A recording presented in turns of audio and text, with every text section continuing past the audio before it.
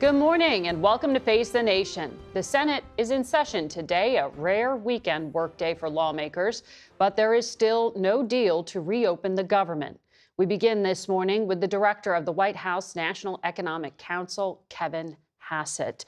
This is now the longest shutdown in American history. The Treasury Secretary told us 2 weeks ago, November 15th was the hard stop for any paychecks going to U.S. troops. Does that remain the point of exhaustion? Right. I think that that's about the right number. And the problem is that under the law, we're not allowed to spend money that hasn't been appropriated. And there is a law, Anti-Deficiency Act, that says that if a government official spends money that isn't appropriated by Congress, which will only happen if the Democrats vote to open up the government, then you could even have criminal penalties. Mm-hmm. And so people are very carefully studying the law and trying to get as much money out the door as is legal.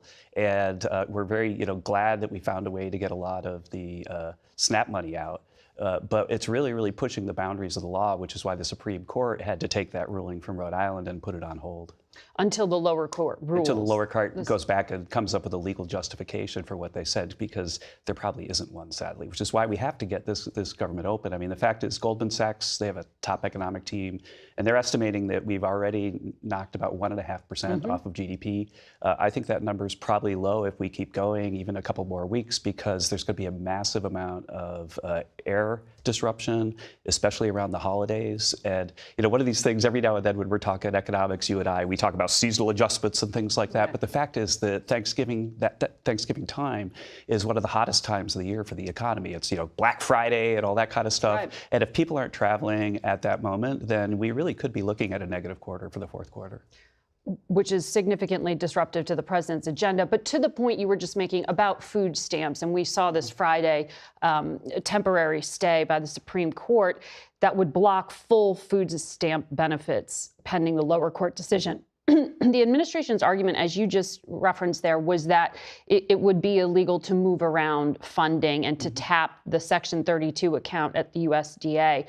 But why not do this as a short-term patchwork solution? Because you have found ways with the military pay to stretch things out. Why prioritize in that case and not do so with food? Right. Well, the president's job and all of our jobs is to uphold the law. And when I'm not a lawyer, but when the lawyers tell us what we can do, that wasn't done with the military. But yeah, I think that the military is different because the commander-in-chief stuff. But the legal analysis suggests that we're doing everything by the book and then stretching things as much as we can, and basically trying to keep people from committing crimes, which you know about in the season of lawfare. If you are a cabinet secretary and you spend money that's not appropriated for that purpose in your cabinet, then they can come back and they can, take you to court.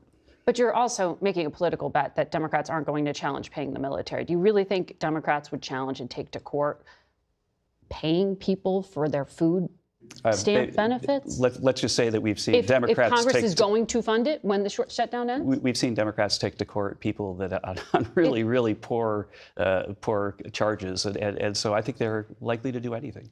Well, it seems a political calculation is the point. Well, we don't have a political calculation. Our calculation is to get the government open, to get the food stamps to people, and to get people to be paid. 750,000 government workers aren't getting paid right now. I know you're talking to the governor of Maryland in a minute. I'm sure his people are really hurting. Let's just get the government open, and then let's talk about things like the health care premiums. But do that through regular order.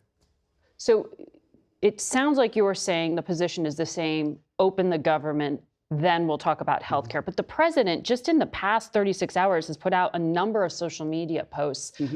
It sounds sort of like he's proposing something in regard to health insurance payments. He said, I'm recommended to Senate Republicans that hundreds of billions of dollars currently being sent to money-sucking insurance companies to save bad health care provided by Obamacare now be sent to the people so they can purchase their own much better health care. He also said they should terminate Obamacare. What does this alternative system look like? Because the entire standoff is about healthcare right now. Right. Well, the president is, a beautiful tactician, a beautiful negotiator, and what he's what he said, he's brainstorming and trying to help the Senate come up with a deal that can get the government open. And one of the things you could do is conservatives believe that they don't want the government to micromanage people's lives, and everybody believes that people should have health care. And so why not take the people who have higher health care premiums and just mail them a check and let them decide? The reason why it could have an effect is that there are multiple tiers under the Affordable Care Act of different types of insurance. And it could be that people would rather have the money and go from this kind of plan to that kind of plan and save themselves a little bit. And so that's basically giving the people an opportunity to make more choices than the government usually lets them. Is this the Senator Cassidy proposal? I'm sure that Senator Cassidy and President Trump talked about it, but whether he agrees with everything with Cassidy, I haven't talked to him about yet. Well, does the Republican leader in the Senate accept the this president proposal? has started this idea yesterday. I don't think that it's been discussed widely in the Senate yet. So the president's... It's the weekend. The Senate's in session this the weekend. Senate is in session. Because they're trying to end the shutdown. But But this is not the Republican Party's position. as of right now, it's not the Senate position, but the president thought it was something they should think about. Well, he seems to be negotiating before the government's open. He's talking to his colleagues in the Senate on the Republican side. But you would agree that there does need to be a deal on health care, that health care costs are too high. Well, I think that if you look at the Affordable Care Act, that these premiums weren't made permanent by the Democrats during the COVID emergency because they were worried about the budgetary costs. And so if you look at the premium increases, they don't affect most people below like 2 times the poverty line, 3 times the poverty line.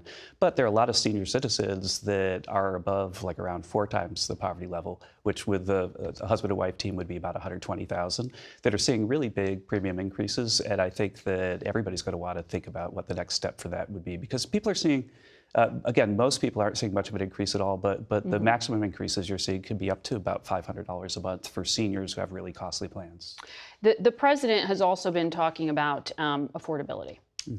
And our CBS polling shows the president's approval rating in the economy has dipped to 38%, the lowest of this term. 75% of those polled say he's not focusing enough on lowering prices. But the president said this week Democrats are making it up and, quote, every price is down. I'm sure you know the Consumer Price Index showed grocery prices are up nearly 3% in September from a year ago. Do you dispute that? Well, let's go through the facts, right? So inflation went up about 5% under President Biden. In President Trump's first 8-9 months, depending where we get the last number, it's up 2.7%. One of the big things that's hurting affordability is mortgages. The interest rate went up by about 4%. No, grocery prices are actually down significantly under Trump. But here's the thing. It depends on which. I just make a point. If you look at the real reduction in spending power for Americans under Joe Biden, then it went down about $3,000 because we had up to 9% inflation, and then they went to the grocery store. They couldn't buy the things they were used to buying. The real spending power, adjusted for inflation, under President Trump has gone up about $1,200 so far this year. $1,200 is not $3,000. And so people are right to feel stretched, but we're making progress. And if you look at all the things, the positive things about the economy, industrial production just about at an all-time high, capital spending about at an all-time high, GDP growth right now about 4%, then that shows that the income growth that we need to get it more affordability is on the path to happening. And the bottom line is that the last Consumer Price Index surprised down. It was lower than expected. And it was actually would have even been lower than that because there was a refinery shutdown that caused it to go slightly higher. So we see inflation under control and the economy booming, but we understand 100% why people are still hurting because we haven't made up all the room that was lost under Joe Biden. So are you comfortable with 3% inflation? I'm comfortable with 2% inflation. So no, you're not happy where things are now. Well, they're got to go down a little bit more, but the point is that inflation is like the Queen Mary, my friend Alan Greenspan used to say. And so when you go from the almost 4% that we had in January down to the mid-2s, then that's a trajectory that usually has momentum.